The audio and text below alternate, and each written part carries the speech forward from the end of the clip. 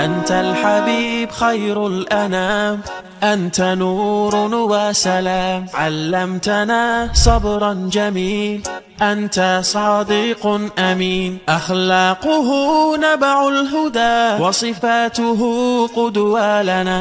أنت الحبيب خير الأنام، أنت يا محمدا، تسقينا من يديك عند حوض الكوثر، للأمة خليت سنتك الجوهر، صلى عليك الله.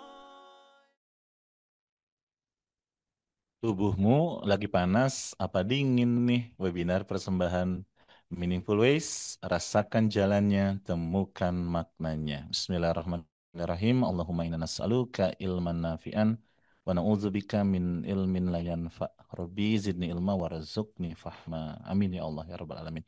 Untuk itu kepada Dokter Gustaf dipersilahkan, Dok. Baik, terima kasih. Alhamdulillah. Mari kita mulai sama-sama Bapak Ibu. A'udzubillahi minasyaitonirrajim. Bismillahirrahmanirrahim. Assalamualaikum warahmatullahi wabarakatuh.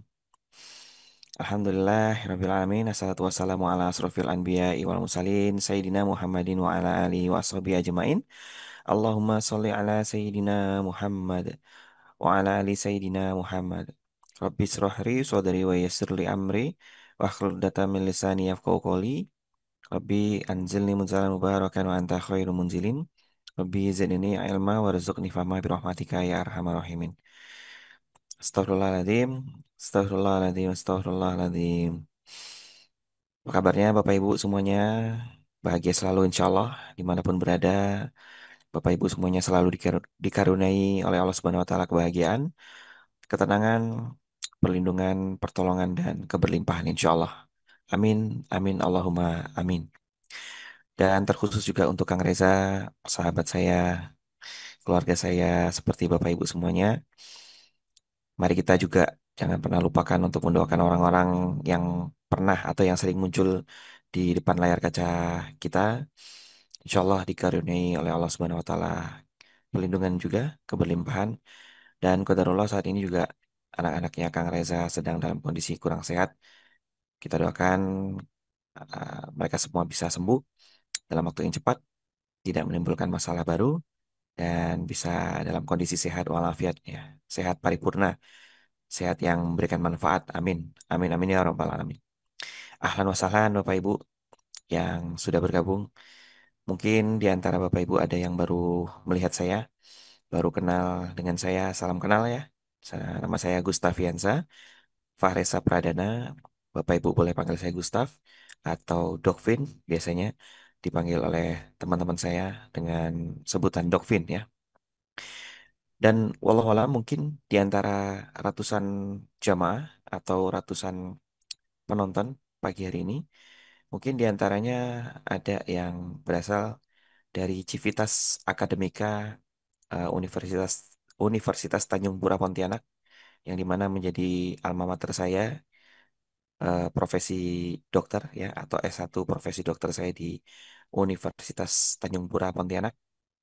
Juga mungkin ada yang bergabung dari Civitas Akademika Universitas Sangga Buana Bandung, tempat saya mengemban ilmu S2 saya di Bandung ya.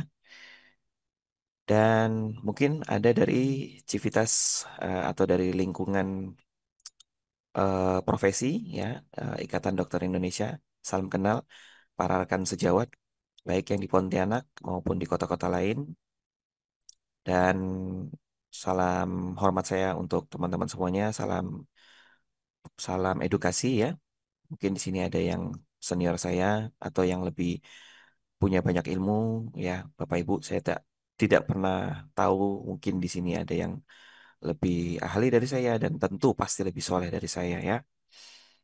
Dan Bapak Ibu semuanya, eh, mulai dari hari kemarin sampai kurang lebih 9 atau 10 hari ke depan, saya ada beberapa kegiatan atau safar ya. Tentunya ini adalah kegiatan ilmiah yang membuat saya harus safar ke beberapa kota di Jawa Timur. Dan alhamdulillah di hari ini sejak kemarin saya berada di Surabaya dan mungkin besok atau lusa akan lanjut jalan lagi ya. Minta doanya Bapak Ibu.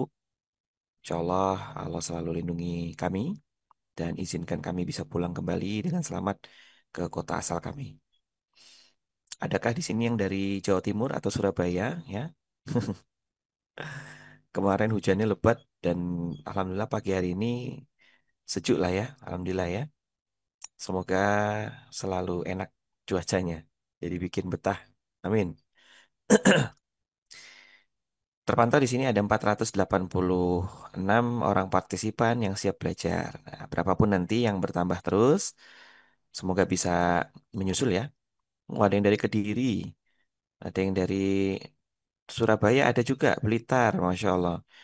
Dari Surabaya ke Blitar berapa kilo atau berapa jam? Saya belum survei. Saya di Jawa Timur itu sudah pernah ke Malang, terus ke mana? Ke Ngawi ya, Ngawi, Nganjuk, terus ke Probolinggo ya. Apa Probolinggo apa Purbalingga sih lupa. Oh, 4 jam ya dari Surabaya ke Blitar. J, Kediri, Surabaya 2,5 jam. Wah, ada alumni Untan juga, Masya Allah. Salam keluarga ya, kita keluarga dekat nih berarti ini, Masya Allah. Dan saya selalu niatin Bapak Ibu, selalu niatin apa hal baik, apapun hal baik yang saya kerjakan, juga turut mengalir pahala jariahnya kepada para guru, para dosen ya, dan para orang baik yang pernah membersamai saya. Guru, dosen, ataupun orang baik yang membersamai saya mungkin dari saya SD, maaf dari TK, SD, SMP, SMA, sampai kuliah dan sampai detik ini. Amin, amin ya robbal alamin. Ya, baik, kita boleh langsung mulai ya Bapak Ibu. Mungkin sudah tidak sabaran nih. Oke, ya, ini dia. Sudah kelihatan ya visualisasi materi kita pada pagi hari ini dengan tajuk tubuhmu lagi panas apa dingin nih? Tadi ada yang berpendapat kalau panas dingin malah meriang, Dok. Iya, memang. Makanya kita harus imbang. Nggak boleh terlalu panas, nggak boleh terlalu dingin juga. Kalau imbang itu atau netral itu lebih baik. Ya, yang bagaimana juga ajaran Islam itu kita mengajarkan kita untuk selalu, maksudnya untuk seimbang ya, untuk selalu seimbang dalam hal apapun. Seimbang ibadah kita kepada Allah, seimbang ibadah kita kepada, maksudnya hubungan baik kita kepada sesama manusia juga ya. Saya sering ketemu sama orang-orang yang ya kalau secara ibadah kepada Allahnya kuat dan bagus ya, tapi ternyata kepada keluarga sendiri kurang. Ya, sama istrinya masih suka bentak, suka kasar, anaknya nggak diperhatiin, nggak diajarin Quran. Nah itu menurut saya ya, saya nggak tahu nih kalau dari pandangan fikih atau pandangan keilmuannya teman-teman, tapi kalau menurut saya kok kayak ada yang kurang gitu. Betul memang sholatnya rajin ya, apalagi itu sholatnya tepat waktu. Tapi kemudian sama keluarganya kurang baik ya, menurut saya tetap ada yang kurang. Karena Islam itu yang dibawakan risalahnya oleh Allah, eh, maaf, dibawakan dari Allah kepada Nabi Muhammad SAW itu mengajarkan kita kepada kita untuk seimbang, balance gitu ya. Nah, di sini ternyata kita juga diingatkan oleh Allah Subhanahu wa taala bahwa kenapa sih kita diminta untuk seimbang? Karena ternyata alam semesta ini juga dapat berjalan secara normal itu karena adanya keseimbangan. Kalau ada yang pernah lihat film-film Cina itu ya, Yin and Yang itu ya, yang ada warna putih, warna hitam, kayak ikan koi lagi muter-muter gitu ya. Nah, itu kan adalah simbol keseimbangan gitu. Dan qadarullah di sini ada keluarga kita yang sedang kurang sehat. Mbak Tris Blitar ya, lagi hipertiroid ya, kita doakan sembuh, Allah angkat penyakitnya ya. Dan Mbak Nadia sedang dirawat di rumah sakit 4 hari, lagi demam menggigil ya. 4 hari demam menggigil mungkin bisa jadi, atau maksudnya boleh curiga demam denggi ya, yang gara-gara nyamuk itu ya. Atau bisa juga karena tifoid. Cuman kalau saya kurang yakin orang dewasa bisa terkena typhoid atau tipes ya. Karena kita biasanya punya sistem kekebalan tubuh yang sudah kuat. Ya semoga yang kurang sehat di forum ini Allah berikan kesehatan lagi ya. Diangkat penyakitnya. Amin. Jangan lupa baca doa yang diajarkan oleh Nabi Ayub alaihissalam. Anni masaniyad durru wa anta arhamur rahimin. Ya Allah atau Tuhanku, sesungguhnya aku sedang sakit saat ini. Tapi aku yakin Engkau adalah yang maha penyayang dari yang penyayang lainnya. Nah itu arti dari Anni masaniyad durru wa anta arhamur rahimin. Dan buat Bapak Ibu mungkin yang hari ini melaksanakan sunnah puasa, kita doakan kuat insya Allah sampai berbuka nanti. Niatin untuk sehat, niatin untuk menggapai ridho Allah, niatin untuk yang baik-baik semuanya. Ya, selamat dan semangat puasanya. Ya, tuh banyak doa tuh. Alhamdulillah, amin. Amin, amin ya robbal alamin. Siap belajar kita Bapak Ibu sudah ditaruh di depan alat tulis catatannya, catat yang penting-penting ya, bukan yang penting catat. Kita lihat dulu. Nah, ini ada sedikit ilustrasi ringan Bapak Ibu ya. Pernah nggak sih ngelihat dua orang yang berbeda, tapi kalau secara umur sama? Jadi kita punya teman misalnya, ya, dua orang teman, umurnya sama, dan mungkin jenis kelaminnya juga sama. Tapi dari dua orang ini, mereka punya sifat yang berbeda. Yang satunya periang, yang satunya itu lincah, sedangkan yang satunya pendiam. Pernah? Umurnya sama, jenis kelaminnya sama, tempat bekerjanya juga sama. Tapi ternyata yang satu itu lincahnya bukan main. Atau yang satunya pemarah, yang satunya pemaaf. Yang satunya lincah, yang satunya pendiam. Pernah? Ada? Betul banget. Ya, pernah dok, banyak dok, ada bener dok. Ya, oke. Memang saya juga merasakan ini. Dan bahkan kalau kita bandingkan dengan diri kita sendiri kan mungkin bisa saja berbeda ya. Kayak saya kan orangnya pendiam ya, eh, murah senyum, chill, ria ya. Nanti kena air nih, bahaya. Ya kalau kita bandingin dengan diri kita sendiri juga mungkin bisa berbeda kan. Ada orang yang dia pendiam, terus sedangkan kita ngelihat diri kita sendiri, loh kok aku kayaknya kok orangnya ribut ya gitu ya. Kalau ngelihat dia kok pendiam gitu, ya nggak apa-apa. Itulah variasi dunia ya. Dan mari kita lihat lagi, pernah nggak mendapati keadaan seperti ini di dalam satu ruangan, kita bersama teman kita. Ruangannya ukurannya biasa-biasa aja. Menurut orang tersebut, ruangan ini biasa aja. Tapi bagi kita, ruangan ini panas. Dia nggak keringetan, sedangkan kita keringetan. Atau sebaliknya, kita biasa aja, sedangkan kawan kita keringetan. Menurut dia, ruangan ini panas. Misalnya, Mbak, sumuk tenan iki. Ya, bahasa Jawa kasarnya ya. Panas banget ya ruangannya ya. Gitu. Enggak, ah, biasa aja ini. Atau ya panas tapi nggak panas banget gitu. Tapi sedangkan teman kita itu sudah sampai keringetan ya. Nah itu Kang Reza mudah gerah karena memang pernah saya diagnosis Kang Reza itu kan tipe panas. Kelihatan dari kulitnya itu kulit Kang Reza itu putih kemerahan. Makanya betul bisa gampang merasakan gerah. Sama kayak saya.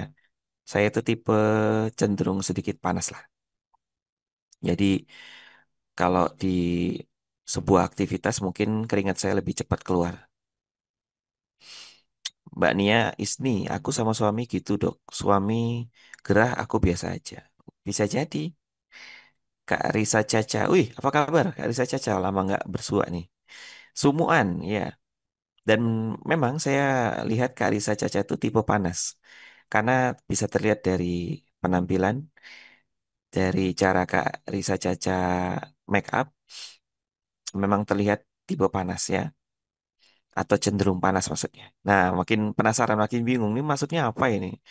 Apakah kita itu rata-rata semuanya tipe panas kata Mbak Epon? Belum tentu sih. Hanya Allah yang tahu. Allah yang ngatur semuanya. Di Indonesia ini berapa persen orang yang tipe panas, berapa persen orang yang tipe dingin, berapa persen orang yang tipenya seimbang. Ada. Dan yang pasti satu panutan kita, manusia terbaik kita di sejarah umat manusia di dunia ini, yang paling seimbang segalanya adalah Nabi Muhammad SAW. Imbang antara ibadahnya, imbang kesehatannya. Oke, dok tipe itu mempengaruhi perilaku nggak? Sedikit banyak iya, tapi bukan berarti misalnya contoh kalau tipe panas perilakunya seperti itu ya belum tentu juga sih ya, karena masih banyak faktor lain. Dan mungkin di sini ada teman-teman yang pernah belajar ya tentang tipe panas, tipe dingin ya.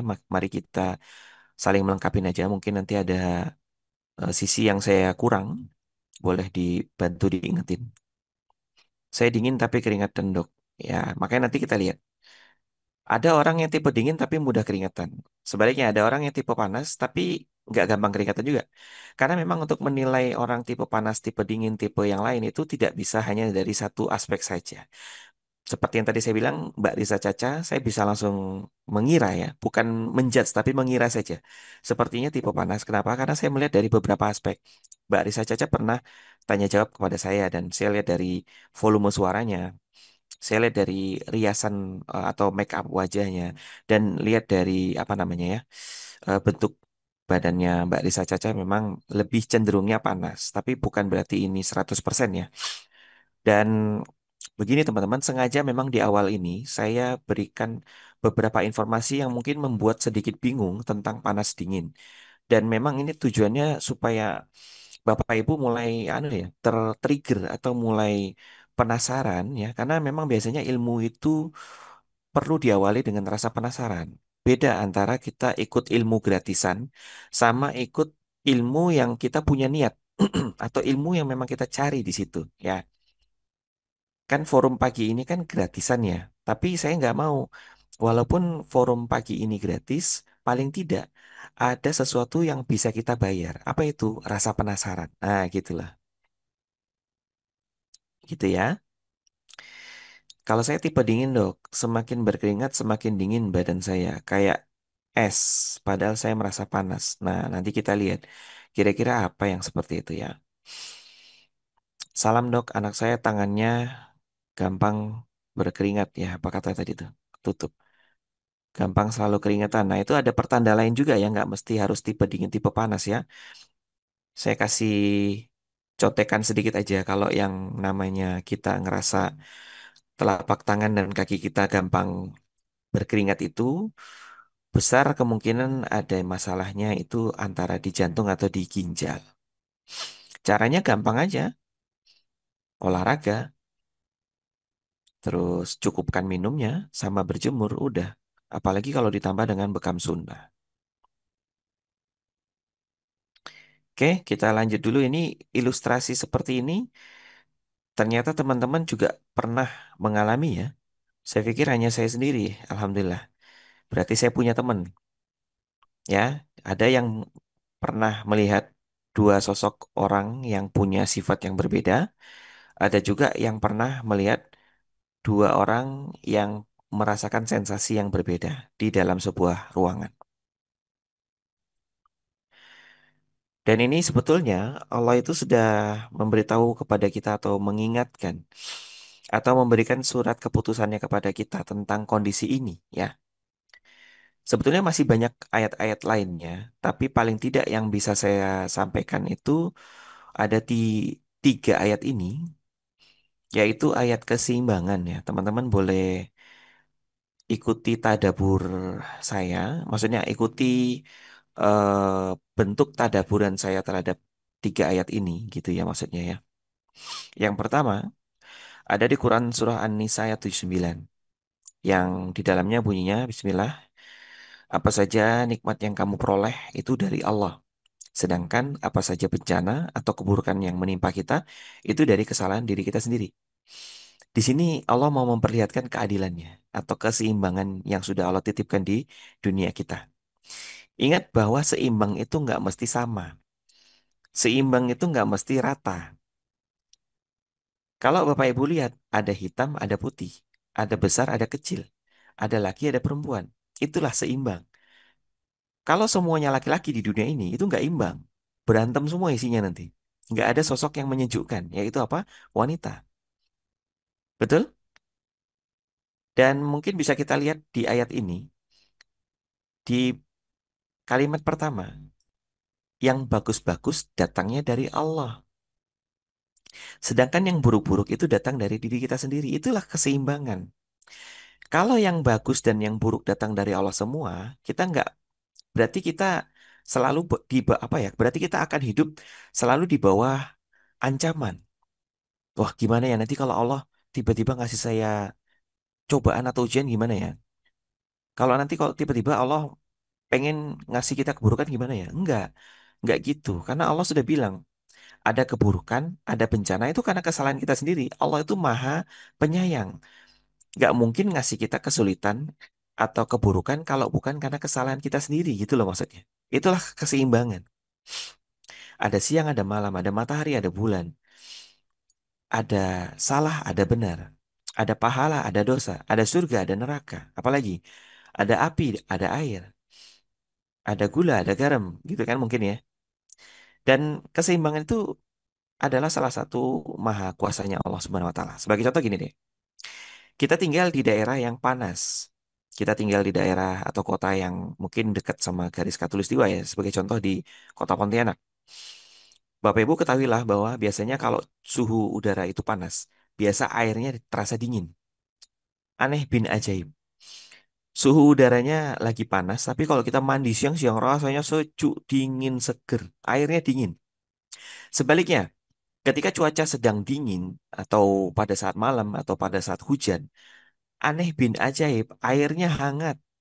Itu yang kami sering rasakan di kota Pontianak ya. Dan inilah cara Allah menyeimbangkan kita. Ketika cuaca sedang dingin, airnya terasa hangat. Ketika cuaca sedang hangat atau panas, airnya dingin. Makanya teman-teman kalau yang punya hobi berenang, jangan takut kalau berenangnya pada saat hujan. Airnya tuh hangat. Serius. Ya paling tidak airnya nggak bikin kita menggigil, air kolam itu. Aneh bin ajaib kan? Nah itulah prinsip keseimbangan. Keseimbangan itu tidak mesti sama. Bukan berarti ketika hujan lalu airnya ikut dingin. Nah itu kita juga pastinya bingung ya mau mandi ya. Siapa yang punya hobi mandi tengah malam? Atau paling tidak yang apa punya rutinitas tahajud sebelum tahajud sudah mandi? Apakah Anda kedinginan? Saya rasa kayaknya enggak. Karena airnya biasanya jadinya terasa hangat. Gitu ya. Dan bagi yang pernah umroh atau melaksanakan ibadah haji atau hanya sekedar liburan di Timur Tengah, terasa ya, siangnya panas, malamnya udaranya dingin. Apalagi kalau Anda ke Mekah. Mekah itu memang siangnya agak panas lah ya, tapi ternyata malamnya dingin. Makanya banyak orang itu yang melaksanakan ibadah umroh tuh malam, karena memang lebih sejuk lah, gitu ya. Saya sendiri kemarin alhamdulillah dapat kesempatan umroh itu eh, ngambil mikotnya itu kan dari Madinah ya, di Masjid Bir Ali. Kemudian perjalanan ke Mekah sampai di kota Mekah itu jam 8 malam. Bahkan kami sempat apa namanya? Sholat Isya dulu, sempat mandi ya. Kan boleh ya kalau sudah ngambil mikot mandi tapi asalkan jangan pakai wangi-wangian ya. Boleh. Nah, pokoknya baru bener-bener berada di depan Ka'bah itu kalau nggak salah jam 10 malam lah. Selesai umroh, semua rangkaian umroh itu jam setengah 2 dini hari. Nah itu enak cuacanya, adem gitu ya. Mbak Ani, alhamdulillah saya biasa mandi jam 2.30 malam. Ya, oke. Kalau lagi kurang fit menggigil, iya, karena badan kita sedang dalam kondisi dingin. Nah, jadi ketika ketemu air biasanya akan sedikit bergejolak. Dok, ini baru mulai, mau slide sebelumnya, maaf dok. Oh, mau di screenshot? Ya udah, izin ya Bapak Ibu ya, sebentar ya. Biarkan teman-teman kita bisa screenshot sedikit aja kok. Saya berikan waktu 3 detik. Satu, dua, tiga. Oke, ini yang tadi kita bahas. Ayat kedua ada di Quran Surah At-Taghabun ayat 3. Bismillahirrahmanirrahim. Allah menciptakan langit dan bumi. Nah, ini aja sudah dua entitas yang berbeda tapi saling menyeimbangkan. Langit dan bumi dengan tujuan yang benar. Jadi Allah tuh beda sama kayak kita. Mungkin kita bikin sesuatu karena iseng-iseng, karena mengikuti hawa nafsu. Tapi kalau Allah itu bikin sesuatu karena ada tujuan. Bikin langit sama bikin bumi itu karena ada tujuan. Perhatikan kalimat kedua. Dia membentuk rupamu dan dibaguskannya rupamu. Itu. Jadi langit dan bumi aja Allah bisa ciptain dengan kondisi yang sempurna dan seimbang. Apalagi badan kita. Yang besar saja bisa Allah ciptakan, apalagi badan kita yang kecil begini. Dan perlu diketahui perumpamaan yang Allah pakai di Quran itu untuk memperlihatkan kesempurnaan Allah itu adalah pada hewan yang paling kecil sekalipun, yaitu apa? Nyamuk. Nyamuk bagi kita hama, tapi ternyata Allah gunakan nyamuk untuk memperlihatkan kekuasaan Allah, bisa menciptakan hewan yang rumit, walaupun kita anggap dia hama, tapi ternyata apa yang ada di dalam badan nyamuk itu adalah sesuatu yang hebat yang pernah Allah ciptakan. Bagaimana nyamuk itu bisa menghisap darah kita tanpa memberikan rasa sakit. Bagaimana nyamuk itu bisa terbang tanpa menimbulkan bunyi yang bising gitu ya. Dan lain-lain sebagainya. Apalagi badan kita ini gitu ya. Yang ukurannya lebih besar daripada nyamuk. Coba deh kalau Bapak Ibu, kalau misalnya Bapak Ibu bikin, misalnya Bapak Ibu punya keahlian elektronik ya. Bikin handphone misalnya. Ukuran handphone segini ya. Oke, mungkin masih bisa. Tapi kalau saya tantang Bapak Ibu untuk bikin handphone ukurannya sekecil tutup pulpen ini kan. Wah, itu butuh keahlian yang lebih besar lagi, ya kan? Nah, itulah maha kuasanya Allah menciptakan badan kita yang ukurannya segini bisa, menciptakan hewan yang kecil-kecil pun bisa. Dan itulah prinsip keseimbangan. Jadi, di sini Allah mau ngasih tahu, Allah ciptakan langit dan bumi itu penuh dengan keseimbangan untuk kita bisa hidup dengan sempurna juga. Dia membaguskan kita, mengizinkan kita hidup di bumi kita, di buminya Allah Subhanahu wa taala. Dan sedikit informasi teman-teman yang bisa menjadi salah satu reminder dari Allah Subhanahu wa taala supaya kita selalu hidup dalam keseimbangan. Bapak Ibu pernah ke Arab, mungkin ada yang juga pernah ke Mesir, mungkin ada juga yang pernah ke Maroko, ke Libya. Di negara-negara yang saya sebut tadi, atau ke mana, ke China ya, di negara-negara yang saya sebutkan tadi itu, mayoritas memiliki daerahnya memiliki gurun. Saya ulangi, Cina, Arab, terus Libya, Mesir, Maroko, itu adalah negara-negara yang punya area gurun di dalam negaranya. Ya, Cina ada gurun Gobi. Kemudian di Arab juga ada padang pasir ya, saya lupa nama daerah padang pasirnya itu. Kalau di Mesir, Libya dan Maroko itu adalah gurun Sahara. Nah, menurut kita, gurun-gurun itu kan panas atau kering gitu ya. Nggak ada kehidupan di situ. Ngapain kita harus tinggal di situ? Dan mungkin ada pertanyaan, kenapa Allah ciptakan gurun sih? Kalau memang pada akhirnya tidak ada yang tinggal di situ. Siapa yang berpikiran seperti itu? Jujur saya juga dulu berpikir seperti itu waktu belum paham. Kenapa dunia ini ada gurun pasir? Padahal panas, kering, tidak ada kehidupan.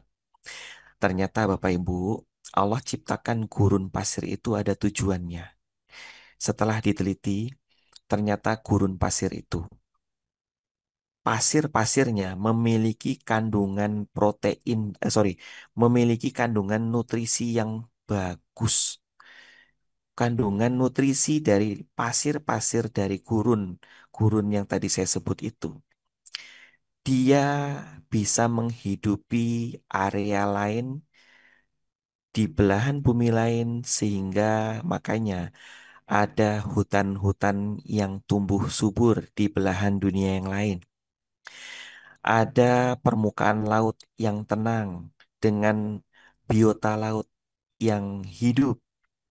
Kenapa bisa demikian? Karena setiap tahunnya angin menerbangkan butiran-butiran pasir dari gurun-gurun tadi tersebar ke area bumi lainnya. Sebagai contoh, dari gurun Sahara, angin tersebut menerbangkan butiran-butiran atau serpihan pasir-pasir. Mereka terbang bersama angin, jatuh di Samudra Atlantik, jatuh di Samudra Pasifik, atau laut-laut lainnya. Ternyata butiran pasir tadi menjadi sumber makanan bagi plankton-plankton yang ada di dalam laut maupun samudra. Perlu diketahui bahwa plankton itu adalah sumber makanan bagi ikan-ikan kecil. Jadi plankton dimakan sama ikan kecil dimakan sama ikan yang ukurannya lebih besar, ikan besar dimakan oleh ikan yang lebih besar lagi. Jadi kehidupan di dalam laut itu berjalan. Dan ternyata butiran pasir tadi masih terbawa hembusan angin sampailah ke hutan Amazon. Sampailah dia ke hutan-hutan yang ada di Kalimantan. Sampailah ke hutan-hutan yang ada di Amerika, di Eropa, memberikan nutrisi kepada pohon-pohon mereka, pohon-pohon di situ. Gitu ya cara Allah ngasih makan dunia ini ya. Dan kalau dipikir, dok, kan gurun Sahara itu ada di Afrika. Indonesia jauh dok. Iya, tapi Allah sudah nitipin satu gurun yang lokasinya dekat sama Indonesia. Ada yang tahu gurun mana lokasinya dekat sama Indonesia? Yang kalau di Indonesia kan ada dua musim ya, musim penghujan sama musim panas atau kemarau. Musim penghujan itu berarti artinya ada angin yang datang dari arah utara, dari arah Eropa. Dan kalau ketika musim panas, berarti ada angin yang datangnya dari arah selatan, yaitu dari Australia. Australia punya gurun, dan bahkan benua Australia itu 60%-nya adalah gurun, tidak berpenghuni, panas, kering.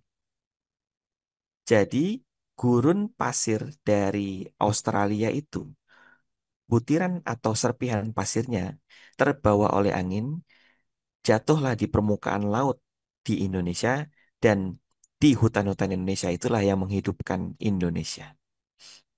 Jadi seimbang ya, ada daerah yang Allah keringkan, dan disitulah juga ada daerah yang Allah hijaukan, atau daerah yang Allah lembabkan. Betul?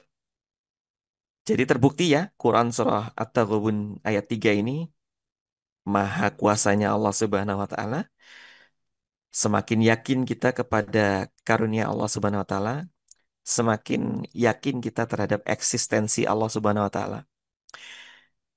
Untuk menguatkan iman, itu nggak cukup hanya dengan zikir dan doa, tapi harus dilengkapi dengan ilmu. Allah sudah minta kepada kita sebelum beriman tuh berilmu dulu. Makanya Rasulullah SAW pertama kali diangkat sebagai Rasul oleh Allah Subhanahu Wa Taala di usia 40 tahun di Gua Hiro itu.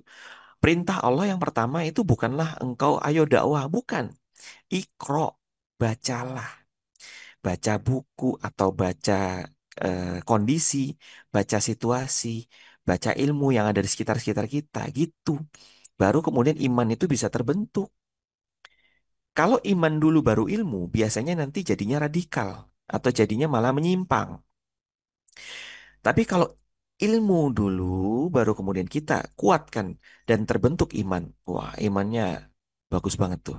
Ya, gitu ya teman-temannya. Hakul yakin.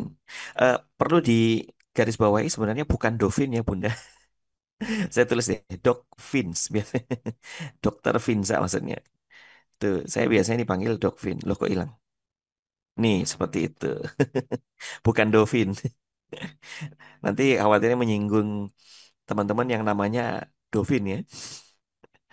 Oke, kita lanjut. Apa nih, Mbak Disti? Dok, gimana kalau kita udah minjemin uang ke orang tapi nggak dibalikin, Dok? Apakah itu berarti bukan rezeki kita? Wah, ini bab fikih atau bab apa nih, muamalah ya? Saya nggak punya keahlian di situ ya, atau belum ahli di situ ya. Tapi siapapun itu yang dimaksud oleh Mbak Disti, mungkin ada di forum ini. Ayo, terketuklah hatinya. Cuman yang jelas, kalau kita masih merasa itu hutang, maka sudah kewajiban bagi kita yang menghutangkan itu adalah menagih. Jangan sampai kemudian kita merasa itu tetap hutang tapi kita tidak menagih. Kalau kata guru saya sih itu dosa ya. Jadi kalau memang kita mau apa? Tidak mau menagih ya udah ikhlasin aja gitu. Iman dulu baru ilmu dokter supaya ilmu yang didapat dasarnya iman. Ya, terserah Anda saja. Tapi kalau saya ilmu yang saya pupuk kemudian akan ternyata terasa imannya lebih kuat. Gitu ya. Dan itu saya dasarkan kepada wahyu yang pertama kali Rasul terima yaitu Iqra, baca dulu, ilmu dulu, baru kemudian bisa melihat eksistensi Allah ada di mana, gitu ya. Dan itu masalah khilafiyah. Oke, kemudian ada Quran Surah Yunus ayat 5. Bismillahirrahmanirrahim, dialah yang menjadikan matahari bersinar dan bulan bercahaya. Jadi ini ada dua entitas atau dua makhluk ciptaan Allah yang berbeda, tapi mereka saling melengkapi, matahari dan bulan. Dan dia menetapkan tempat-tempat orbitnya. Jadi sudah ada lokasinya, tempat matahari dan bulan itu berputar. Gitu ya. Agar kamu mengetahui bilangan tahun dan perhitungan waktu, oke? Allah tidak menciptakan yang demikian itu kecuali dengan yang benar. Benar di sini maksudnya ialah salah satunya adalah dengan yang seimbang. Jadi Allah ciptakan dari yang besar sampai yang kecil semuanya dalam hitungan yang seimbang. Dalam hitungan yang sudah hitungan kokoh gitu ya.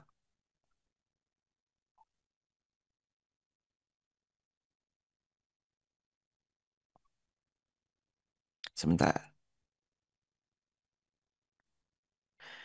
Oh, Mbak Aryani nanya kandungan pasir. Ya, pokoknya banyak nutrisi yang bagus sehingga nutrisi dari butiran pasir itu tadi ya mineral atau zat-zat lainnya, unsur hara lainnya yang kemudian tertiup terbawa angin, jatuh di laut, dimakan oleh plankton, hewan-hewan kecil gitu ya. Kemudian mereka tertiup lagi ke bersama angin, jatuhlah di hutan-hutan yang ada di belahan-belahan dunia lainnya gitu. Berilmu baru beramal. Iya, betul. Oke, bagaimana cara menghilangkan kebiasaan anak tiap pagi minum es? Ya dengan cara sesuai dengan umurnya. Kalau dia masih umur 1 sampai 7 tahun dengan cara yang lembut. Tapi kalau dia usianya udah 8 sampai 14 dengan ketegasan. Oke, silakan kalau ada yang mau screenshot 3 ayat keseimbangan ini, Bapak Ibu. Saya hitung sampai 5. 1, 2, 3. Bagaimana ungkapan adab dan ilmu? Ya, memang urutannya begitu kan. Adab, ilmu, iman. Itulah kenapa kalau saya punya prinsip, kalau berangkat umroh, itu saya pasti mampirnya ke Madinah dulu sebelum ke Mekah. Sebagai wujud adab saya kepada orang atau sosok atau tokoh yang sudah membawa risalah ilmu dari Allah Subhanahu wa taala. Ilmunya ada di Mekah, tapi adab kita ngunjungin dulu, sowan dulu kepada Nabi Muhammad SAW yang sudah membawa ilmu kita di dunia ini. Gitu. Makanya urutannya adab, ilmu, dan iman. Tapi ini bukan dalil ya. Ini hanya prinsip saya. Sebelum umroh, saya punya adab untuk salam dulu. Sungkem dulu istilahnya sama Nabi Muhammad gitu. Adab, ilmu, iman, dan circle muter terus.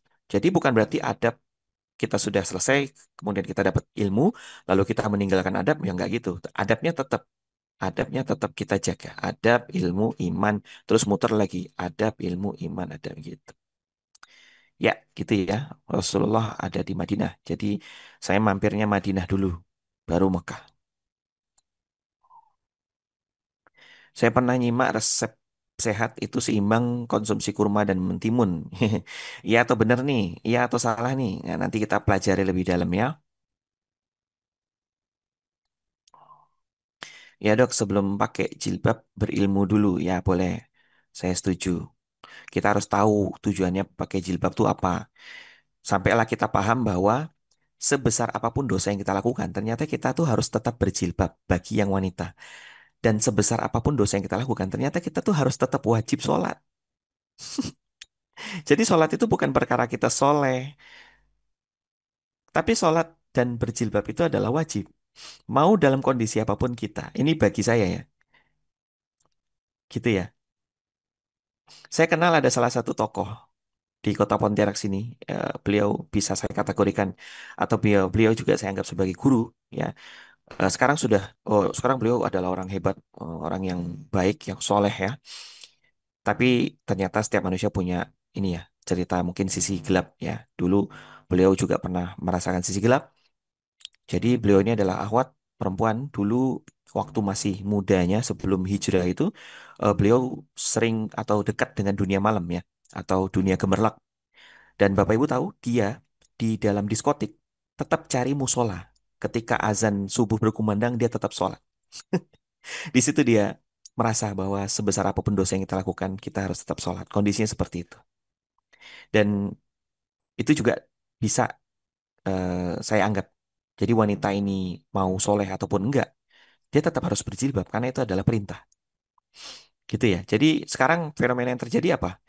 Kalau kita menunaikan sholat dibilangnya, alim lu gitu kan. Wah, sok soleh lu, sok alim lu gitu kan. Ya Allah, sholat itu kan wajib. Bukan karena kita nih mau soleh atau mau alim. Enggak. Itu tuh apa namanya? Itu emang udah kewajiban kondisi apapun kita. Kita mau kita sakit sekarat pun tetap dianjurkan disuruh untuk sholat. Walaupun dalam kondisi baring. Gitu ya. Itulah pentingnya ilmu. Kita harus tahu dulu untuk apa kita sholat. Kita harus tahu untuk apa kita menutup aurat. Silakan, udah di screenshot. Kita lanjut lagi. Konsep sifat dasar tubuh manusia dan alam sekitar. Ini yang tadi sudah pernah disebut di awal. Ada yang namanya panas, dingin. Ternyata ada pasangan yang lainnya lagi, yaitu lembab dan kering. Dan ini ada di seluruh alam semesta Allah Subhanahu wa taala sampailah di alam semesta terkecilnya ada di badan kita. Jadi gini, alam semesta yang besar itu adalah langit dan bumi. Sedangkan alam semesta yang kecil itu ada di badan kita.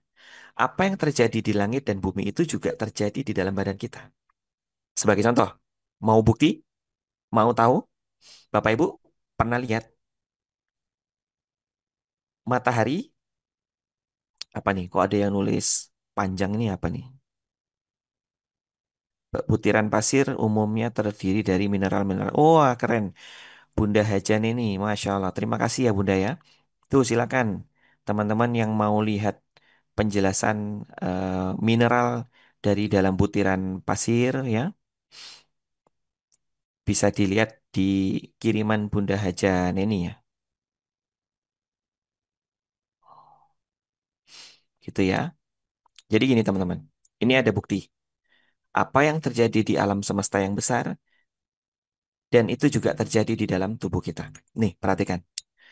Teman-teman sudah lihat bagaimana matahari di orbitnya dan bumi memutari matahari. Dan putaran matahari itu searah dengan putaran tawaf dari kanan ke kiri atau berlawanan jarum jam. Itu alam semesta yang ukurannya skalanya terbesar. Kita turunkan sedikit skala yang dari yang besar ke yang kecil. Ternyata di dalam buminya sendiri juga ada putaran tawaf, yaitu terjadinya di mana? Di tanah suci Mekah Al-Mukarramah. Di mana? Ka'bah. Ka'bah diputerin sama jutaan manusia setiap harinya, searah putaran tawaf itu berlawanan arah jarum jam, ya kan? Jadi dari alam semesta yang terbesar, kemudian turun ke yang cakupan atau skala yang lebih kecil, dan kemudian turun lagi ke skala yang lebih kecil dari Mekah tadi. Anda mau tahu di mana ada putaran tawaf lagi? Bagi yang pernah ikut materi saya, mungkin masih ingat, ternyata di dalam tubuh kita juga ada putaran tawaf. Jadi teman-teman, kita punya tangan, kita punya kepala. Di dalam kepala ada otak dan organ-organ tubuh kita yang lain. Perlu diketahui bahwa tubuh kita tersusun dari miliaran sel-sel yang ukurannya kecil banget. Kalau kita mau lihat sel-sel tubuh kita itu harus pakai mikroskop karena ukurannya sangat kecil. Dari yang kecil-kecil itu, semuanya tersusun rapi jadilah badan kita yang besar seperti ini. Dan perlu diketahui, setiap sel-sel tubuh kita yang kecil-kecil ukurannya itu, ternyata dia dikelilingi atau diputerin setiap hari oleh bakteri-bakteri yang baik. Jadi ibaratnya, misalnya nih ya, ini adalah sel tubuh kita. Di sekitar sel tubuh kita itu muter bakteri baiknya. Tawaf dia. Dia tawaf. Putarannya sama, berlawanan jarum jam. Jadi dari unsur yang terbesar alam semesta ini, sampailah yang terkecil di dunia ini, yaitu di badan kita, semuanya berlaku hal yang sama. Apa itu? Salah satunya adalah tawaf. Masya Allah, tabarakallah. Oke, sekarang udah paham ya? Bahwa Allah ciptakan alam termasuk kita itu dalam hitungan yang sempurna. Nah, lebih kecil lagi, betul kata Mbak Ana Haifani. Atom. Atom itu kan dia apa? Ada elektron dan proton yang muter-muter ya. Sama, dia melakukan tawaf juga. Jadi inti neutronnya itu, inti dari atomnya itu, dia dikelilingin sama elektron. Ya, muter dia. Elektron dan protonnya muter. Gitu ya, paham ya? Jadi apa yang terjadi di alam semesta juga insya Allah terjadi di tubuh kita sendiri. Oke, kita lanjut. Silakan kalau ada yang mau screenshot.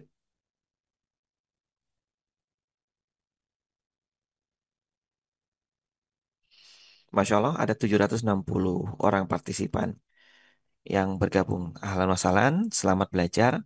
Nanti bisa ditonton kembali rekaman materi pagi hari ini ya, bagi yang baru bergabung atau yang tertinggal materi. Ada kok rekamannya Mbak Afsah. Monggo, fi amanillah. Selamat sampai tujuan, hati-hati di jalan ya. Baca doa. Wafik barakallah. Ya, kita lanjut. Nah, ini dia teman-teman.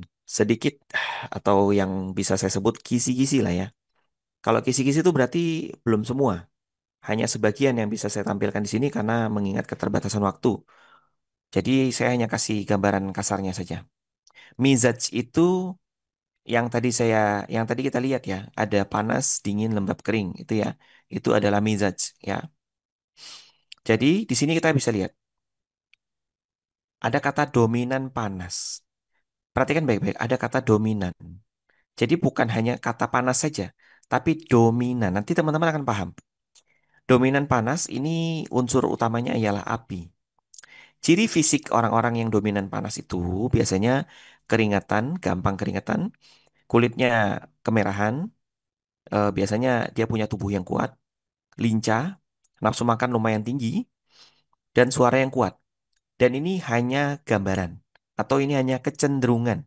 Bukan berarti orang-orang yang gampang keringatan, kemudian punya nafsu makan yang tinggi, lalu dia dominan panas ya, belum tentu ya. Karena kita harus lihat aspek-aspek yang lainnya. Kemudian ciri emosionalnya, orang-orang yang dominan panas ini biasanya dia emosionalnya aktif ya. Ya, sebagai tokoh misalnya dia bisa mengekspresikan bahagianya, bisa mengekspresikan amarahnya gitu ya. Nah, ini cuman kelemahannya juga biasanya dia mudah marah ya. Ya, dia humoris tapi mudah marah. Makanya teman-teman sering nggak ngelihat komedian atau pelawak-pelawak nasional, mereka biasanya punya kasus penganiayaan atau dia pernah heboh karena dia marah lah. Banyak ya tokoh komedian kita di tanah air yang dia apa ya pernah tersangkut kasus yang kurang nyaman karena masalah emosional. Ada terakhir yang terbaru komedian yang rambutnya panjang dicat warna coklat apa oranye tuh ya. Yang semboyannya Priki Tiu. Nah, itu kan pernah tersangkut kasus dia ini ya, cekcok ya, marah gitu ya. Dan memang betul orang-orang yang humoris tuh biasanya mudah marah. Dia dominan panas biasanya. Gitu ya. Dan biasanya komedian itu kan dia sibuk menghibur orang lain, tapi tidak ada yang menghibur dirinya sendiri. Betul? Saya punya teman suka bercanda, tapi kalau dibercandain gampang tersinggung. Ya, memang kurang lebih begitu. Nah, kecenderungan penyakit, radang, jerawat, stroke, serangan jantung, hipertensi, sakit kelapa. Jadi, ini penyakit-penyakit yang bisa berpotensi, tapi bukan berarti, oh lalu teman-teman, wah saya punya sifat panas nih. Bisa jadi nanti saya kena stroke. Itu doa yang nggak bagus. Ini kan kecenderungan supaya kita hati-hati. Kenapa harus saya tampilkan di sini? Karena ini melihat dari hasil pengamatan, hasil pengalaman kepada orang lain, bahwa penyakit-penyakit ini, ya apakah itu jerawat, stroke, penyakit jantung, hipertensi itu biasanya sering terjadi pada orang-orang yang punya mizatnya itu dominan panas. Gitu ya. Tapi bagi Anda yang sekarang memang panas ya hati-hati. Imbangkan panasnya dengan dingin gitu maksudnya. Kita lihat lagi ke yang selanjutnya yang kedua, dominan dingin. Dan ini unsur utamanya ialah air. Ciri fisiknya biasanya ya garis bawahi kata biasanya. Jadi saya tidak pernah mengatakan ciri fisik pasti pucat, lemas enggak. Biasanya. Karena memang yang namanya manusia itu dinamis dan ilmu tentang tubuh manusia itu bukan ilmu pasti. Bukan ilmu pasti yang kalau di mana misalnya ini pulpen, kalau saya lepas maka pulpennya jatuh ke bawah. Nah, gitu ya. Tapi kalau tubuh manusia, kalau kita analogikan ke pulpen ini, kalau tubuh manusia ketika saya lepas pulpennya, dia bisa mungkin mengambang dulu, dia bisa muter-muter dulu baru jatuh. Nah, itulah. Makanya saya tidak pernah membahas tubuh manusia itu sebagai ilmu pasti enggak. Ada orang yang mempan diberi madu demamnya hilang, sedangkan si B demamnya belum hilang walaupun sudah minum madu. Ada yang seperti itu, ya. Makanya hati-hati dalam meresepkan. Jangan pernah membuat resep ini adalah resep pasti kurus atau resep resep ajaib atau resep mujarab langsing, resep mujarab obati sakit jantung. No, yang maha menentukan itu Allah Subhanahu wa taala. Kita hanya bisa ngasih wasilah saja. Kita hanya jadi wasilah. Jadi hati-hati dalam ngeklaim sesuatu. Boleh kok ngasih resep obati sakit jantung, resep redakan batuk pilek, gitu bijaksananya. Jangan mengatakan pasti 100% herbal ini menyembuhkan. Oh, nggak bisa. Anda zolim pada diri sendiri dan pada orang lain. Dia sudah menaruh harapan kepada Anda, bukan menaruh harapannya kepada Allah Subhanahu wa taala. Itulah pentingnya ilmu dulu sebelum kita berbuat sesuatu. Ilmu dulu sebelum iman. ilmu dulu sebelum kita sholat. Oke? Karena yang Allah lihat dari sholat itu adalah gerakan dan bacaan. Bagaimana kita bisa diterima bacaan dan sholat kita kalau kita nggak tahu arti bacaan sholatnya? Dan bagaimana sholat itu bisa diterima kalau kita takbiratul ihramnya aja salah, rukunya aja salah, kurang sempurna gitu loh teman-teman maksudnya. Ya, dan insya Allah nanti akan ada sesi kita akan membahas tentang kesempurnaan gerakan sholat. Bersama saya nanti insya Allah ada kabar baiknya dari teman-teman Meaningful Ways. Kita akan belajar tentang menyempurnakan gerakan sholat supaya badan kita sehat. Insya Allah. Ya, mari kita lanjut. Biasanya pucat, lemas, lambat, atau lemah. Ya, ini kok ada pengulangan kata lemas, mohon maaf ya. Nafsu makan biasanya rendah dan suaranya biasanya pelan. Gitu ya. Terus ciri emosionalnya biasanya tenang tapi lambat, pendiam, dan ini mudah menangis biasanya, ya. Kemudian kecenderungan penyakit biasanya nyeri sendi, pencernaan lemah, ya. Makanya orang-orang gemuk itu, orang-orang bisa gemuk itu karena dia biasanya sudah dominan dingin, karena pencernaannya melambat, gitu. Jadi banyak tumpukan lemak, dan lemak itu memang sifatnya dingin. Kemudian autoimun, stroke, hipertensi, stroke juga bisa ya, karena stroke bisa disebabkan karena sumbatan. Nah, sumbatan itu sifatnya dingin. Hipertensi juga bisa terjadi pada orang-orang yang sifatnya dominan dingin. Karena yang menentukan tekanan darah itu, yang menentukan tekanan darah kita itu adalah ginjal. Maksudnya, memang segalanya Allah yang menentukan, tapi wasilahnya Allah titipkan kepada ginjal yang mengendalikan tekanan darah kita. Nah, ternyata hipertensi bisa terjadi pada kondisi kita panas maupun dingin, gitu. Diabetes dan lain sebagainya. Mari kita lihat lagi untuk mizat yang ketiga, dominan lembab. Nah, ini unsurnya ialah air dan tanah. Ciri fisik biasanya gemuk dan kulitnya lembut. Sedangkan ciri emosionalnya biasanya emosi sensitif, malas, suka menunda, gitu ya. Kemudian kecenderungan penyakit.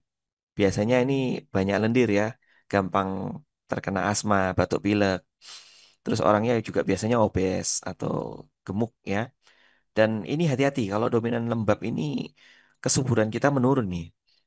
Jadi udah menikah bertahun-tahun belum diberikan keturunan oleh Allah Subhanahu wa taala. Bisa jadi itu sebagai pertanda bahwa tubuh Anda sedang dominan lembab.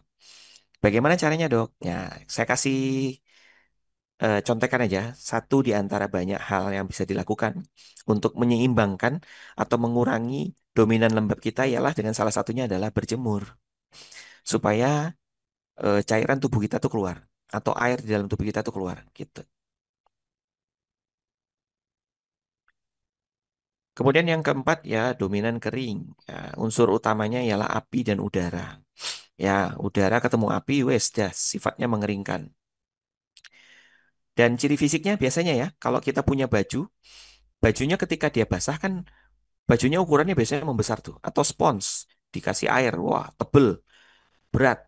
Sedangkan kalau dia ketika kering, baju itu biasanya mengecil gitu kan.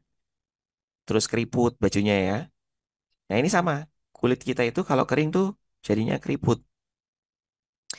Mudah haus. Nah, itu sebagai pertanda kita gampang atau dalam kondisi dominan kering. Loh, ini kok dicoret-coret, Mbak? Kemudian ciri emosionalnya fokus dan keras kepala. Ini cocok ya buat karyawan yang di posisi apa ini? Di posisi akuntan atau HRD ini ya. Mungkin bisa ya.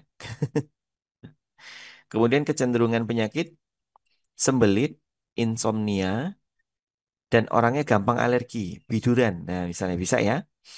Dan di belakang ini saya kasih DSB semua ya, dan sebagainya. Artinya bisa penyakit-penyakit yang lainnya lagi. Atau bahkan orang dominan panas, tapi yang dialami malah penyakit-penyakit yang ada di dominan dingin. Itu nggak menutup kemungkinan. Karena itulah variasi. Oke? Silakan kalau ada yang mau screenshot sambil saya lihat di kolom komentar. Sakit kelapa? Waduh, kelapanya bisa sakit, Bu.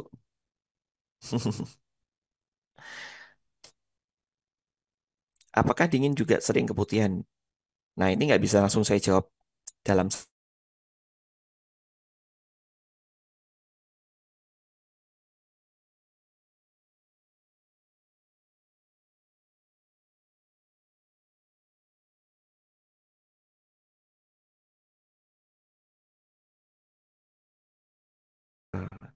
sehari-hari ya.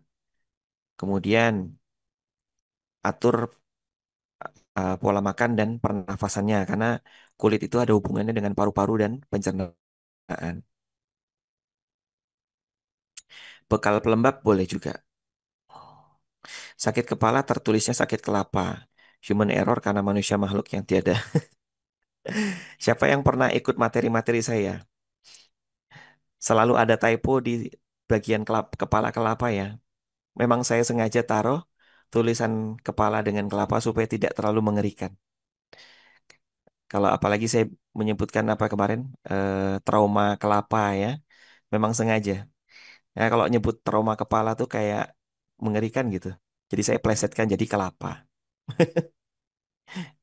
Bukan typo, memang sengaja. Bahkan tadi saya nyebutnya juga sama kan? Sakit kelapa. Oke, jadi itu bukan typo.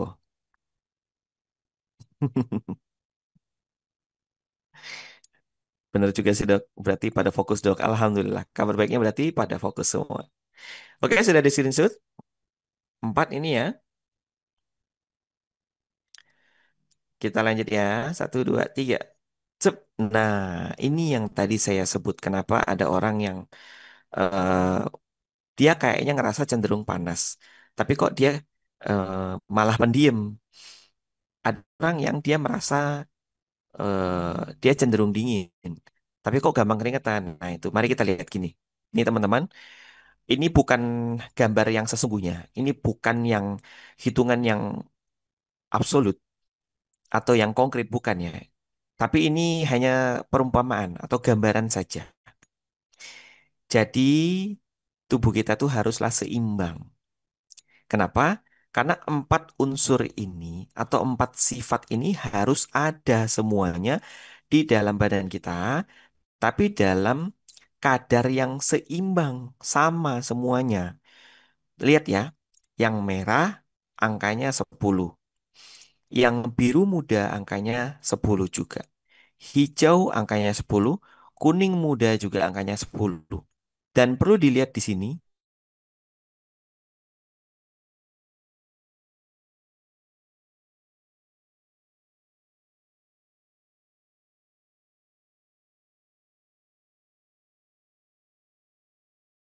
lembab kering itu adalah eh, hasil akhir atau apa ya? Atau apa sebutannya kok saya lupa. Manifestasi dari sifat ini, dari unsur ini gitu maksudnya ya. Paham ya? Atau kalau kita boleh samakan semuanya gini, menghangatkan yang kiri, kemudian yang 10 ini, yang biru muda ini adalah mendinginkan, terus melembabkan dan mengeringkan. Gitu maksudnya ya. Jadi kita dikatakan stabil kalau semua unsur ini ada dalam kadar yang seimbang. Dan itu yang disebut dengan homeostasis. Jadi kita nggak bisa cuman punya unsur panas tok. Kita nggak bisa cuman punya unsur dingin saja. Atau gini, bagaimana caranya dok menghilangkan unsur panas saya? Ya nggak bisa, Anda bisa mati. Yang betul pertanyaannya adalah dok bagaimana cara menyeimbangkannya? Atau begini, dok saya kemarin didiagnosis oleh pakar herbal, saya punya dominan panas. Bagaimana cara mengurangi unsur panas di dalam badan saya? Nah itu betul pertanyaannya. Tapi kalau bagaimana cara menghilangkan panas saya? Kalau panasnya dihilangkan, Anda bisa mati kedinginan. Paham sampai sini? Dan itulah sebab kenapa saya hari ini pakai baju hitam. Karena hitam itu menandakan atau bisa mensimbolkan keseimbangan. Hitam itu kan berarti netral. Nggak merah, nggak putih, nggak hijau, nggak biru, nggak kuning gitu maksudnya ya. Tapi dok, hitam kan lawan katanya putih. Iya, tenang aja. Saya di luarnya hitam, dalamnya putih. Nah, jadi saya sudah mengamalkan keseimbangan dari apa ya penampilan ya. Dan ini saya punya filosofi, luarnya hitam, baju luarnya hitam, dalamnya putih. Maksudnya gini, mungkin di tampilan luar saya ini saya adalah mungkin orang yang eh, saya merasa bahwa saya adalah orang yang pendosa. Saya punya banyak dosa, saya punya banyak kekurangan, baik dari segi keilmuan, baik dari tutur kata atau perbuatan. Tapi ketahuilah bahwa dari dalam lubuk hati saya ingin selalu bersuci di hadapan Allah. Luarnya boleh saja tampak berdosa, tapi dalam hati saya sayang sama Bapak Ibu. Saya apa namanya ya, eh, ingin selalu bertobat kepada Allah Subhanahu Wa Taala. Daripada kebalik, luarnya tampak suci, dalamnya busuk. Luarnya putih, dalamnya hitam gitu maksudnya ya. Itu filosofi saja. Dokter Gustaf nih kental akan filosofi ya kata orang-orang. Dok bisa ya katanya. Saya sering merasa ngantuk, Dok. Ngantuknya pas lagi dengeran kajian atau gimana? Kalau dengar kajian mah biasalah. Memang jin dan syaitan suka ganggu kita memang kalau lagi belajar. Tapi kalau Anda sewaktu-waktu sering ngantuk, coba cek gula darah atau cek hemoglobinnya. Oke, silakan mau screenshot dulu slide yang ini. Ini keseimbangan ya. Unsur panas, unsur dingin, melembabkan dan mengeringkan. Dok, kenapa nggak di sini unsur lembab, unsur kering? Rasanya lebih tepat kita menyebutnya dengan melembabkan dan mengeringkan, karena ini kata kerja. Jadi kering dan lembab itu adalah manifestasi akhir dari sebuah peristiwa sebelumnya, gitu ya. Sekarang kita lihat ke grafik yang beda. Nah, dominasi. Kita lihat unsur dingin angkanya 10. Melembabkan tetap 10. Mengeringkan tetap 10. Ternyata unsur panasnya meningkat jadi 14. Makanya ini disebut dominasi panas. Orang tersebut punya sifat dominan panas. Nah, gitu. Ya, tapi bukan berarti dingin, lembab, keringnya mereka tidak ada. Tetap ada, cuman dia lagi berlebihan unsur panasnya. Mungkin dia belakangan ini lagi sering-seringnya makan gorengan. Lagi sering-seringnya minum manis pakai gula pasir. Jadi tubuhnya mendapatkan unsur panas yang lebih sehingga dia mengalami dominasi panas. Dok, apakah warna ini bisa kita aplikasikan dalam memilih baju untuk mengembangkan mood? Nah, itu tentang psikologi ya. Nggak tahu bisa apa enggak, tapi kalau saya sendiri sih, kalau ngelihat kayak contoh baju warna merah itu mood ya rasanya ya, kayak semangat gitu ya. Terus kalau ngelihat warna hijau tuh kayak tenang gitu. Dan Rasul suka warna hijau ya. Oke, silakan screenshot bagi yang mau. Ini ada tabel yang sedikit berbeda dari yang tadi di awal ya. Sebelumnya tadi seimbang, sekarang dominasi panas. Udah, screenshot. Sekarang kita lihat tabel yang lainnya. Kok tabel? Grafik. Tuh, perhatikan baik-baik di sini. Unsur panas dan melembabkannya sama-sama 10. Sedangkan unsur dinginnya meningkat jadi 16, tapi mengeringkannya juga meningkat jadi 13. Nah, maka ini dia orang ini punya dominasi atau sifatnya unsur. Sifatnya adalah dominan dingin kering, nyebutnya gitu. Dingin kering, gitu ya. Panas dan lembabnya normal, bagus dia. Cuma dia dominan dingin kering. Karena dingin dan keringnya sama-sama meningkat. Itu ya, dominasi. Silakan kalau mau screenshot.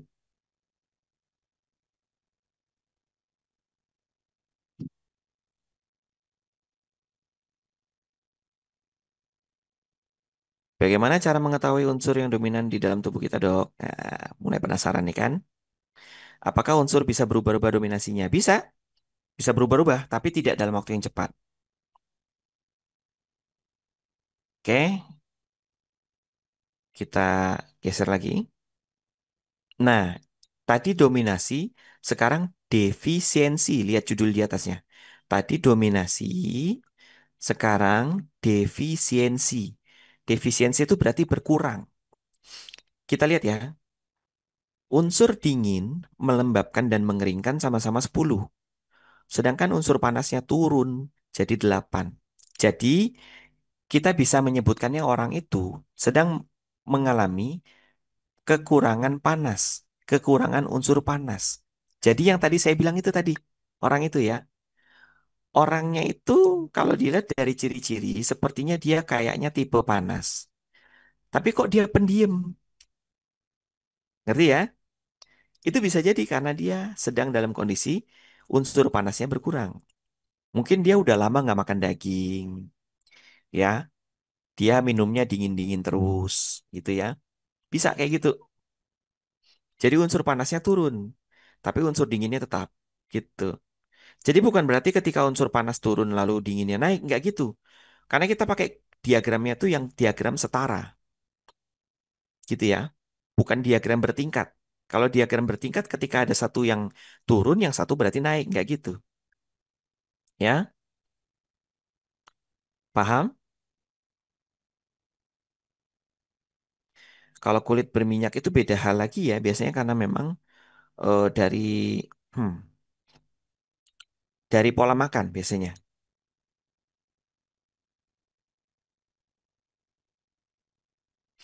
Ini banyak yang bertanya bagaimana cara mengukurnya ya. Nah, itu nanti nanti saya jawab ya nanti ya.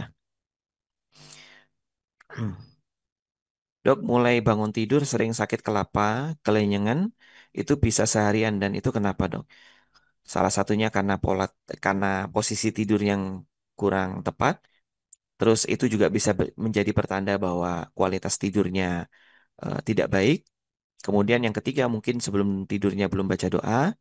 Kemudian yang keempat bisa jadi tekanan darah Anda sudah mulai tidak stabil. Bisa.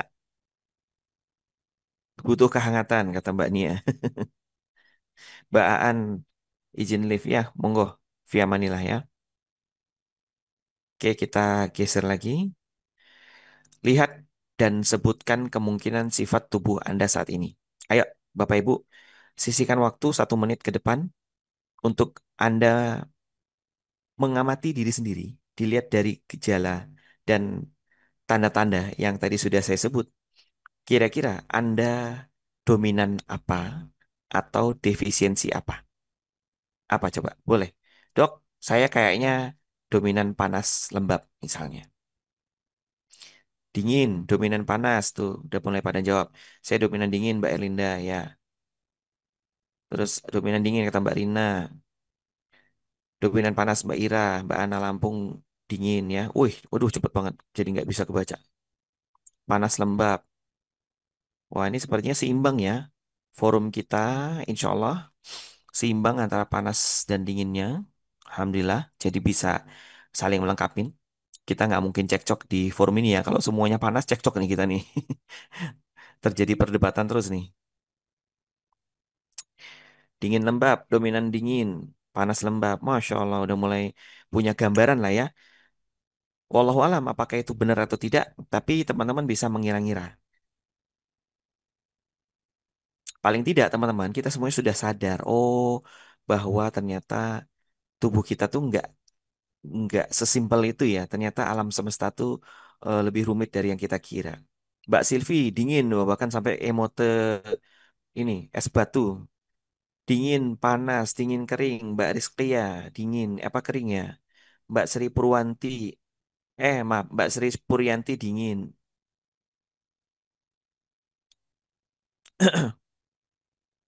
Dominan dingin, tapi hati panas terus. Waduh, Mbak Linawati. Dinginin hatinya pakai es batu.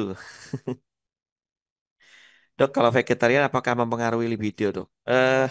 Walau alam bisawab, tapi memang libido itu dibentuk dari salah satunya adalah sumber makanan yang berasal dari protein hewani. Daging sapi, daging kambing itu akan memberikan kita asupan kolesterol. Kolesterol itu bukan penyakit. Kolesterol itu adalah nutrisi. Kolesterol punya banyak manfaat. Salah satunya adalah untuk membentuk hormon, hormon seksual yang bisa mengendalikan libido. Nah, gitu. Tapi saya tidak mengatakan para vegan atau pecinta vegetarian berarti mereka lemah syahwat, enggak juga. Karena oh, yang menunjang libido itu enggak cuma dari kolesterol saja.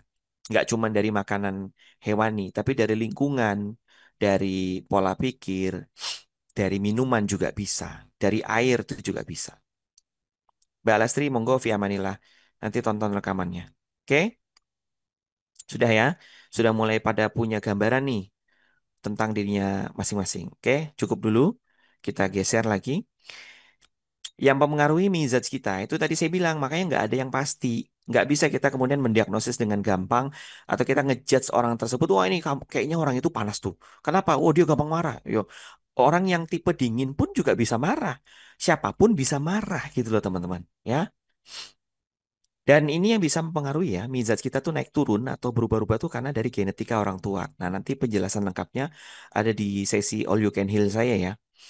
Terus ada dari sisi makanan juga bisa. Ada makanan yang punya punya sifat dingin, ada makanan yang punya sifat panas. Ya, kalau kita sering makan makan yang sifatnya panas ya, maka sifat panas itu akan berpindah ke tubuh kita, gitu. Dari lingkungan juga bisa ya. Kita punya teman-teman, circle kita tipe panas, ya maka kita cepat atau lambat pun kita akan bisa ketularan sifat panas itu, gitu maksudnya. Dan ternyata dari penyakit juga bisa. Orang-orang yang sudah terkena penyakit lama, penyakit kronik, maka biasanya akan cenderung dingin. Makanya orang-orang yang punya penyakit jantung lama, penyakit kanker, biasanya dia akan lesu. Punya penyakit diabetes yang sudah lama, biasanya dia lesu, badannya kurus. Nah, itu karena dia sudah mengalami fase atau sudah masuk ke fase dingin. Gitu. Walaupun awalnya dia fasenya panas. Tapi ketika dia mengalami suatu yang kurang nyaman berulang kali, akhirnya dia berubah dari fase panas ke fase dingin. Dan ini sudah Allah ingatkan di Quran surah Al-A'raf ayat 31, makan dan minumlah tapi jangan berlebihan. Karena Allah nggak mau keseimbangan tubuh kita tuh terganggu. Dan di sini Allah sampaikan, makan dan minumlah. Bukan hanya makanlah atau bukan hanya minumlah. Karena makan itu diseimbangkan oleh minum. Gitu.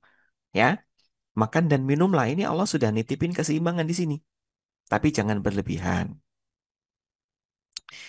Di Quran surah Al-Infitor ayat 8 sampai maaf, ayat 6 sampai 8. Lihat, panggilan Allah kepada kita bukan wahai orang-orang beriman, bukan wahai orang-orang mukmin, bukan. Tapi wahai manusia, terserah dia agamanya apapun. Seolah-olah kayak Allah tuh sedang ngomong sama kita, wahai kalian, terserah kalian beriman padaku atau enggak.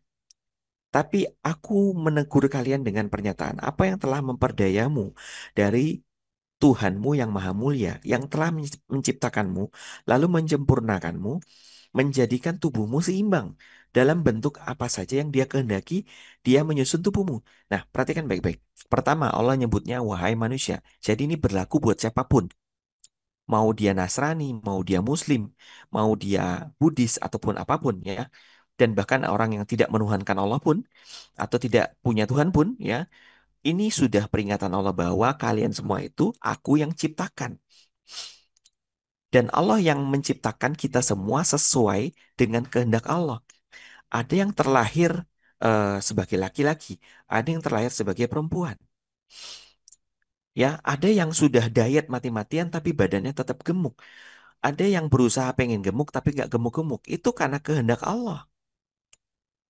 Paham? Dan di sini Allah menjadikan tubuh kita tuh seimbang. Ya, seimbang panas, dingin, lembab, keringnya. Salah satunya. Tapi saya yakin masih banyak bentuk keseimbangan lain yang belum kita pelajari. Gitu ya. Paham sampai sini? Jadi bisa dipegang dua ayat ini untuk mengingatkan kita selalu.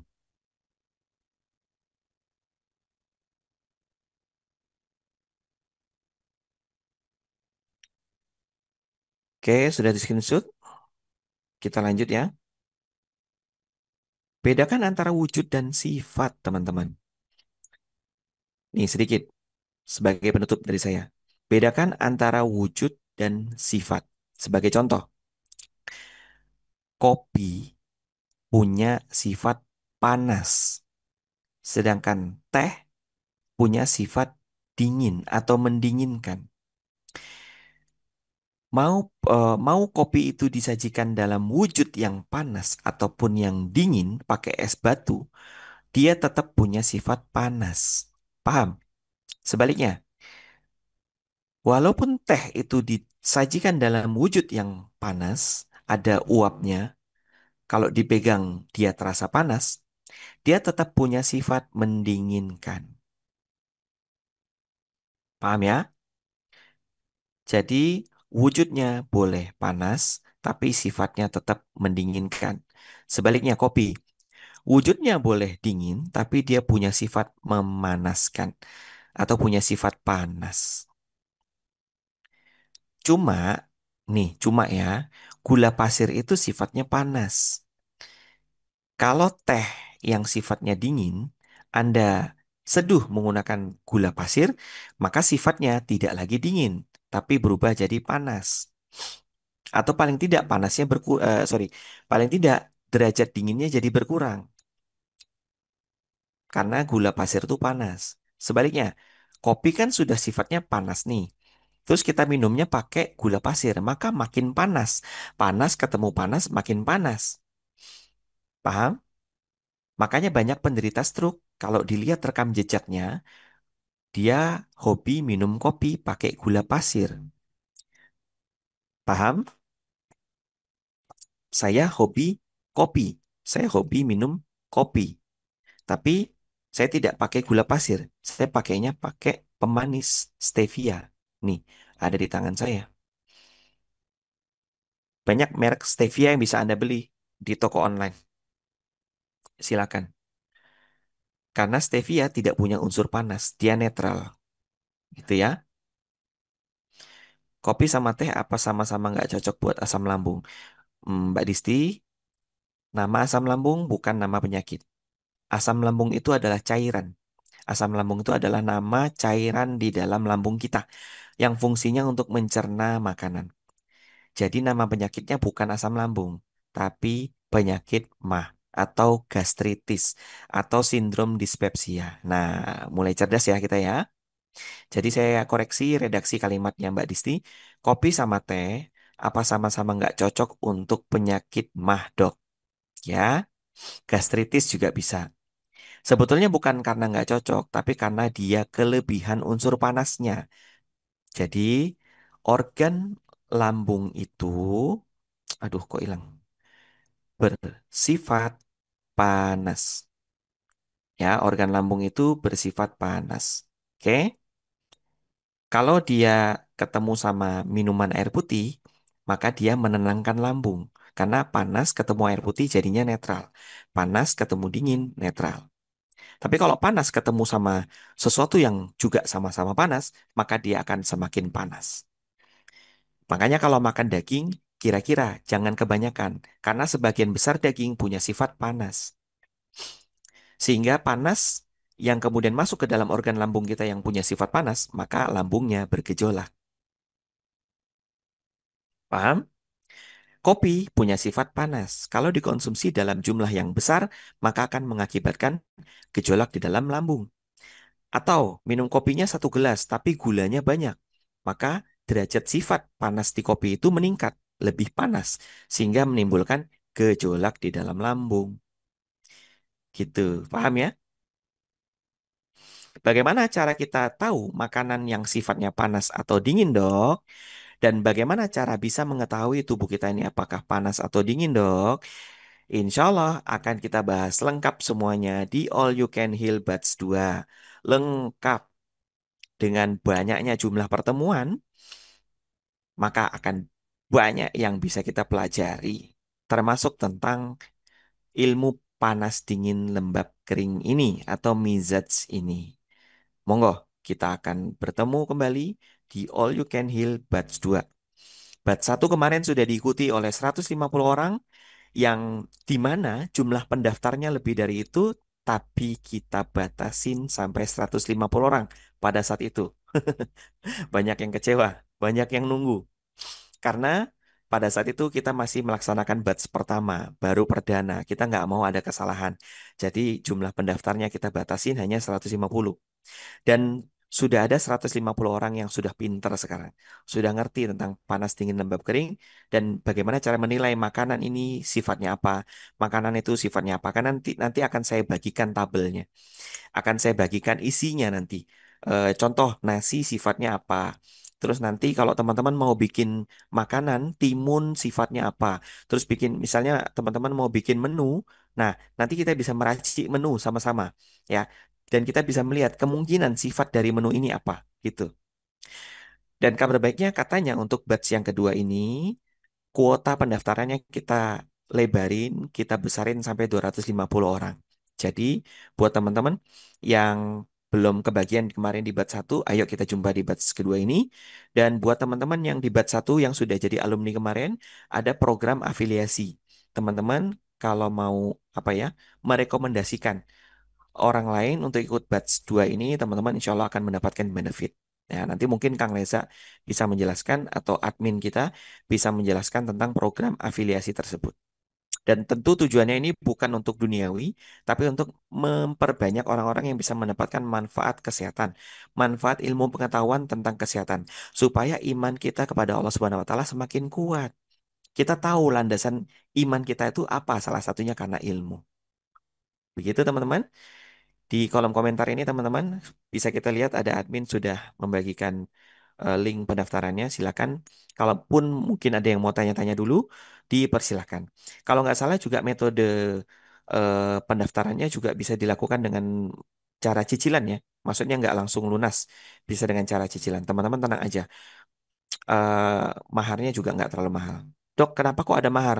Dokter matre orangnya, terserah Anda mau ngomong seperti apapun, tapi saya hanya mengamalkan apa yang dititipkan salah satunya oleh Rasulullah Shallallahu Alaihi Wasallam bahwa salah satu syarat ilmu itu adalah adanya mahar. Syarat ilmu itu ada 7 kalau nggak salah. Yang pertama, keikhlasan dari yang ngajarin, yang kedua, keikhlasan dari yang menerima ilmu, dan yang ketiga adalah mahar. Yang keempat adalah rasa hormat kepada guru. Kelima, keenam, tujuh kok saya lupa. Tapi intinya, ternyata mahar tentang ilmu itu juga ada salah satu dari yang Rasul titipkan. Pesannya maksudnya ya. Jadi jangan melihat ilmu kemudian ada maharnya. Oh ini gurunya nggak bener nih. Oh gurunya minta dibayar loh. Yang nggak gitu.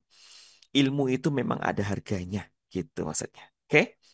Dan mahar yang ditunaikan di sini bukan berarti untuk membuat kami kaya. Enggak seberapa. Mahar yang Anda tunaikan itu untuk operasional kita selama penyelenggaraan ilmu ini, gitu ya. Dan nanti teman-teman akan mendapatkan beberapa dan banyak benefit dari pertemuan All You Can Heal ini. Oke, sip. Jazakumullahu ahsanal jaza. Doa terbaik dari saya untuk Bapak Ibu semuanya. Sampai jumpa di kesempatan selanjutnya. Dan kalau nggak salah nanti di pekan ini ada eksklusif class yang membahas tentang satu topik yang juga tak kalah menarik. Monggo, mungkin informasinya bisa disampaikan dari admin ataupun dari Kang Reza selaku moderator. Yang baik-baik datang dari Allah Subhanahu wa taala, yang kurang baik dari diri saya pribadi. Untuk itu saya minta dimaafkan. Sampai jumpa di eksklusif kelas pekan ini dan di All You Can Heal Batch 2. Wassalamualaikum warahmatullahi wabarakatuh. Saya akhiri slide ini. Terima kasih. Waalaikumsalam warahmatullahi wabarakatuh. Syukran, jazakallah khair, Dokter Gustaf yang sudah bersama kita pagi hari ini. Wah, gimana Bapak Ibu sekalian? Ilmu pagi hari ini keren apa keren banget? Nah, boleh dong dikasih reactionnya. Dan bagi yang ingin memperdalam pembelajaran bersama Dokter Gustaf di All You Can Heal, silahkan. Kabarnya kata-kata admin masih ada beberapa seat yang bisa diamankan ya Bapak Ibu sekalian. Tadi yang nanya juga berapa memang maharnya Kang Reza. Nah silahkan langsung diklik aja link pendaftarannya. Kalau dihitung-hitung itu kan 11 pertemuan ya. Enggak 25.000 lah per pertemuannya kurang lebih ya. 270 ribuan untuk 11 kali pertemuan bersama Dr. Gustaf live via Zoom gitu ya. Jadi silahkan Bapak Ibu sekalian bagi yang butuh keringanan itu betul banget bisa dibayar 2 kali tuh. Jadi tinggal dipilih aja nanti begitu ngeklik link yang ada di kolom chat. Nah itu tinggal diisi datanya. Kemudian kalau ada yang kurang jelas bisa ditanyakan ke Kak Hadijah seperti biasa ya. nanti Kak Hadijah di membantu proses pendaftaran dari Bapak Ibu sekalian insya Allah. Ada yang sudah daftar? Yang sudah daftar boleh dong kasih responnya lagi. Ketik sudah. Ketik siap belajar nanti bersama dengan Dokter Gustaf. Dan untuk kelasnya insya Allah kita akan mulai di akhir bulan November ini ya. Itu untuk kelas All You Can Heal, premium kelas 11 kali pertemuan mentoring bersama Dokter Gustaf insya Allah. Sudah daftar Kang? Sudah daftar siap belajar. Alhamdulillah keren banget. Wah, terima kasih. Paket yang 300-an saya daftar. Wow, malas, Masya Allah. Dapat kesempatan nanti untuk berdiskusi langsung ya. Saya daftar, sedang daftar. Oke, terima kasih Bu Nur. Belajarnya malam ya. Eh, malam apa pagi siang ya? Nanti ditunggu info lebih lanjutnya lagi ya. Saya sampai lupa. Pokoknya nanti ditunggu info lebih lanjutnya. Materi pagi ini ada rekamannya nggak? Ada. Silahkan main ke YouTube-nya Meaningful Ways. Dan satu info lagi. Pingin riset Kang Reza, hubungi Kak Hadijah ya. Nah, nanti silahkan bagi yang sudah untuk anggota MSP free atau enggak, beda. Kalau MSP itu free-nya untuk kelas eksklusif pekan ini. Nah, boleh. Untuk kelas eksklusif pekan ini, anggota MSP itu udah free. Kelas di Sabtu Ahad pekan ini. Silahkan mungkin Kak Admin boleh diinfokan juga nih bagi teman-teman yang pengen belajar di kelas sholatnya Dokter Gustaf. Nah ya, jadi untuk kelas eksklusif, sholat, terapi tertinggi saat obat tak lagi menyembuhkan. Ini kelas eksklusif, ini bisa kita manfaatkan untuk keluarga besar MSP. Tapi sebelum MSP juga Kang Reza boleh ikutan? Boleh, tinggal daftar aja ya. Pokoknya di Meaningful Ways mah bisa lah. Kok daftar baru kok nggak masuk-masuk Kang Reza? Ditunggu ya Bu Eti ya. Tuh kata Kak Putri, bagi MSP yang mau daftar kelas All You Can Heal ada potongan harga katanya. Jadi harganya spesial. Nah, silakan. Pokoknya dihubungi aja kakak admin. Jadi kita sama-sama berikhtiar memantaskan diri ya. Lagi-lagi kita memantaskan diri untuk bisa belajar bareng-bareng insya Allah.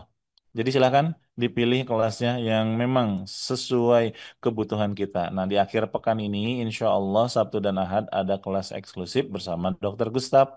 Sekali lagi, untuk keluarga besar MSP nggak perlu daftar lagi karena sudah dapatkan free aksesnya. Nanti kita bagikan link Zoom-nya di grup MSP dan juga grup peserta. Bagi yang belum MSP, mau daftar silakan klik yang sembuh dengan sholat tuh ya. Silahkan daftar aja dulu. Nanti kita ketemu insya Allah di akhir pekan ini. Itu mungkin untuk info-infonya untuk pagi hari ini ya. Sekali lagi terima kasih banyak kepada Bapak Ibu sekalian yang sudah hadir. Masih lebih dari 500 orang nih, Masya Allah. Jangan lupa ya, disebarluaskan keberadaan Meaningful Ways. Dan tentu saja mohon doanya sekali lagi kepada keluargaku dimanapun berada. Doain kami semua nih tim-tim yang terlibat yang khususnya yang nggak pernah kelihatan ya di belakang layar nih kakak admin, kakak operator, kakak desainer gitu ya, orang-orang muda yang luar biasa yang terus berikhtiar berupaya agar bisa memberikan program-program terbaik untuk sama-sama yuk kita sembuh bagi yang sedang sakit mungkin dan bagi yang normal-normal kita bertumbuh bareng-bareng bersama Meaningful Ways insya Allah. Akhir kata, untuk menambah keberkahan, kita sama-sama tutup dengan mengucap hamdalah, alhamdulillahirabbil alamin dan doa kafaratul majelis. Subhanaka Allahumma wa bihamdika asyhadu an la ilaha anta astaghfiruka wa atubu ilaik. Barakallahu fikum, berkah selalu, selamat beraktivitas, selamat hari Kamis, selamat menjemput keberkahan. Wassalamualaikum warahmatullahi wabarakatuh. Dan kirimkan doa-doa terbaik buat Dokter Gustaf. Silahkan. Alhamdulillah Terima kasih Kang Reza, Bapak Ibu semuanya. Harjit Kemalang. Sehat selalu, bahagia. Lagi kita nanti. Terima kasih doanya Bapak Ibu. Doa yang sama juga. Kebaikan untuk Bapak Ibu semuanya. Sehat Ibu Turi. Meaningful, I love you full. Meaningful, I love you. Sampai jumpa di Baitullah. Amin. Bismillahirrahmanirrahim. Sama ya Kang Reza ya. Belajar bareng kok sama Silo.